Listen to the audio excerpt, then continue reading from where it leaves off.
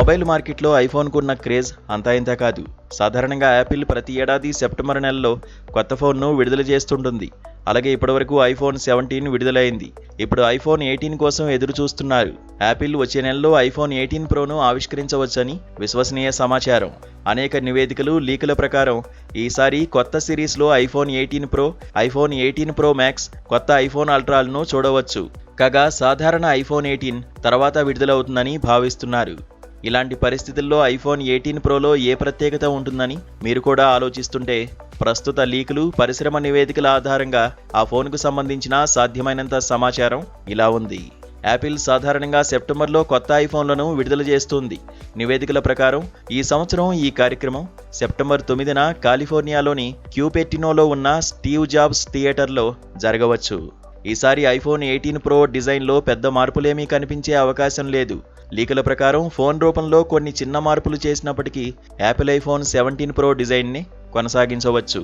ఈ స్మార్ట్ ఫోన్లో ప్రమోషన్ టెక్నాలజీతో కూడిన 6.3 అంగుళాల LTPO OLED డిస్ప్లే ఉంటుందని, ఇది 120Hz వరకు అడాప్టివ్ రిఫ్రెష్ రేట్ను అందిస్తుందని ఊహాగానాలు వినిపిస్తున్నాయి.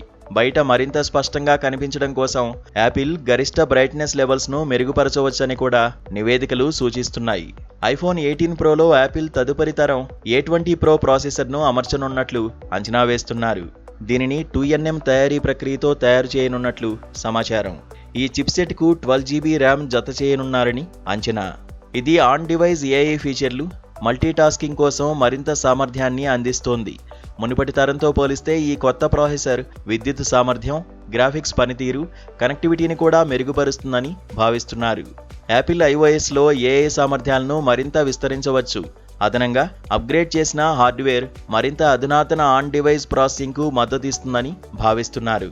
ఇక బ్యాటరీ సామర్థ్యం గురించి ఇంకా సమాచారం లేనప్పటికీ నివేదికల ప్రకారం A20 ప్రో ప్రాసెసర్, iOS ఆప్టిమైజేషన్ల కలయికతో పనితీరును మెరుగుపరచడంపై యాపిల్ దృష్టి పెట్టే అవకాశం ఉంది. ఈ మార్పులు బ్యాటరీ పరిమాణాన్ని గణనీయంగా పెంచకుండా బ్యాటరీ జీవితకాలాన్ని మెరుగుపరచడంలో సహాయపడతాయని అంటున్నారు. భారతదేశంలో దీని ధర కూడా పెరిగి ప్రారంభ ధర దాదాపు 1.5 లక్షల రూపాయలకు చేరవచ్చని జనాల ఊహ. అయితే ఈ ధర గురించి యాపిల్ ఇంకా ఎలాంటి సమాచారాన్ని ధృవీకరించలేదు. ఇవన్నీ ఊహలే అయినా ఫోన్ ఫీచర్లు, స్పెసిఫికేషన్స్, ధర గురించిన తుది సమాచారం యాపిల్ అధికారిక ప్రకటన తర్వాత మాత్రమే స్పష్టమవుతోంది.